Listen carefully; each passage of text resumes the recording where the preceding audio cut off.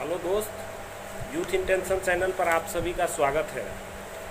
दोस्त, जैसा कि अभी थोड़ा देर पहले जो है एकदम बवाल मचा हुआ है, एक आरटीए का रिप्लाई आया हुआ है जो अमित शर्मा ने लगाया है। इस आरटीए रिप्लाई का वेरिफिकेशन करने के लिए दोस्त मैंने अमित शर्मा को फ़ोन किया, जो कि मुंबई का कैंडिडेट है। पहली बात कि ये मुंबई का कैंडिडेट है और ये साउथ ईस्टर्न लगा दिया आरटीआई। और उन्होंने जब उनसे मेरी बात हुई तो उन्होंने बोला कि मैंने मिनिस्ट्री ऑफ रेलवे को लगाया। तो मैंने बोला भाई ये तो साउथ ईस्टर्न आपने लगाया था या मुंबई लगाया था? उन्होंने बोला कि ये मैं मिनिस्ट्री ऑफ रेलवे लगाया था, साउथ ईस्टर्न मैंने नहीं लगाया था। लेकिन आरटीआई का क्वेश्चन जो है वो निश्चित रूप से साउथ ईस्टर्न में लगाया गया था और जवाब भी वहाँ से आया हुआ है साउथ ईस्टर्न का ही। इसमें थोड़ा सा जो है आश्चर्य करने वाली बात है और थोड़ा विश्वास करने वाली भी बात है।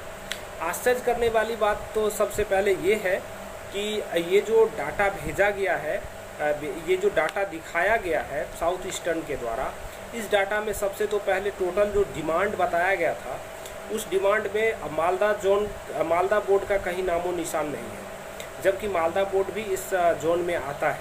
साउथ ईस्टर्न में मालदा, रांची और कोलकाता भी आता है। तो मालदा का इसमें कहीं पर नाम भी नहीं है, ओनली रांची और कोलकाता का बात है। तो कोलकाता से 66 का डिमांड गया है और रांची से 82 का डिमांड गया है। तो ये जो है सबसे पहला आश्चर्य की बात ये है कि उन्होंने बोला कि मतलब हम जो है मुंबई बोर्ड का कैंडिडेट है, तो मुंबई बोर्ड का कैंडिडेट लगा दिया वो साउथ ईस्टर्न जोन में। ठीक है, मानते हैं कि भूल से ही सही, लेकिन लगा दिया साउथ ईस्टर्न में तो जवाब भी साउथ ईस्टर्न ही देगा। तो साउथ ईस्टर्न में इन्होंने जो क्वेश्चन पूछा था, क्वेश्चन ये पूछा था, how many technician and JE demand sent to railway board against replacement additional vacancy indent, give zone wise, category wise and community wise. और जैसा कि इन्होंने जो डिमांड किया था उसी रूप में इनको जवाब भी मिला है, जोन वाइज, यानी क्या जोन वाइज, क्या जोन में ही बोर्ड वाइज इनको डाटा मिला, जो कि आरआरबी मालदा और आरआरबी रांची का डाटा इन्हें मिला। तो टोटल जो है 66 कोलकाता और 82 रांची, दोनों मिलाकर के 148 होता है, जो कि लगभग डाटा ये सही है। 148 का डिमांड शायद साउथ ईस्टर्न से इतना ही गया है, साउथ ईस्टर्न से, क्योंकि उन्होंने इससे पहले भी हमारी बात लगातार होती रहती थी साउथ ईस्टर्न, तो वो बोलते थे कि हमारे पास वैकेंसी नहीं है। और ये जो 148 वैकेंसी जो क्रिएट हुई है ये भी आपको एक्सटेंड करके 6 महीना एक्सटेंड करके हुआ है। ठीक है, तो 6 महीना का जो एक्सटेंशन था दिसंबर 2022 तक, उसका जो है ये एक्सटेंड करके इतना 148 वैकेंसी इसके पास। अब क्या इसमें सच्चाई या नहीं है वो तो आने वाला वक्त बताएगा। दूसरी बात, अब जो इसका हम वेरीफाई जब करना शुरू किए तो जिस समय ये भेजा गया था उस समय जो हमारी बात हुई थी वहाँ से साउथ ईस्टर्न में, तो उन्होंने बताया था आपके फीटर का डिमांड यहाँ से नहीं है। और निश्चित रूप से फीटर का इसमें 2-3 कैटेगरी है, जो कि फीटर का मतलब 2-3 कैटेगरी, क्या फीटर का इसमें हमारे ऑप्शन में आ रहे हैं, लेकिन फीटर लिखा हुआ नहीं है, लेकिन ऑप्शन में आ रहे हैं। तो ओवरऑल ये कहा जाए कि ये जो है आरटीआई रिप्लाई है, और आरटीआई रिप्लाई में जो इन्होंने मांगा है कि आपने बोर्ड को कितना, रेलवे बोर्ड दिल्ली को आपने कितना सीट भेजा है, तो साउथ ईस्टर्न से मात्र 148 सीट भेजा गया है, और इसमें कोलकाता का जो भेजा गया है और रांची का बचा है। अब इसमें बहुत सारे हमारे साथी जो है कन्फ्यूज़न में है और डरे हुए भी हैं कि हमारा मालदा का क्यों नहीं गया है। तो भाई हो सकता है मालदा का वहाँ पर कोई डिमांड नहीं होगा, ऐसा भी हो सकता है, लेकिन ऐसा नहीं हो सकता है क्योंकि 6 महीना एक्सटेंशन करके दिया गया था।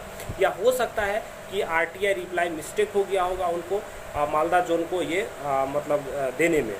तो ये बहुत सारी कन्फ्यूज़न भी है इस आरटीआई को लेकर के, हम खुद कन्फ्यूज़न में है दोस्त। अब इसका क्या है नहीं है, इससे कहीं कोई घबराना नहीं है दोस्त। हमारा काम रेल बोर्ड में चल रहा है, जहाँ से भी अगर डाटा कम भी गया है तो वहाँ पर जो है डाइवर्जन होगा, वहाँ से दूसरे बोर्ड में उसको डाइवर्ट किया जाएगा और जो भी प्रक्रियाएं हैं वो अपनाई जाएगी। बाकी हमारा काम चल रहा होगा, काम चल रहा है। हमें उम्मीद है कि फ्राइडे तक जो है आने की संभावना बनती है। फ्राइडे तक अगर नहीं आता है तो आगे मंडे, ट्यूसडे तक भी हम लोग वेट, अगले सप्ताह भी वेट करेंगे, क्योंकि दोस्त इसमें बहुत सारी बातें हैं जो कि रेलवे बोर्ड को करना है और करने के बाद ही वो अप्रूवल दे करके फिर डिस्ट्रीब्यूशन होगा, फिर ये काम होगा। तो इसमें थोड़ा सा टाइम लगता है दोस्त। एक सीधा सा कैटेगरी था आपका ALP का, जिसमें कि आपको लगभग 19 दिन का टाइम लगा था। तो ये तो बहुत सारा कैटेगरी है इसमें तो आपको कम से कम मिनिमम 15 दिन तो समय देना ही पड़ेगा।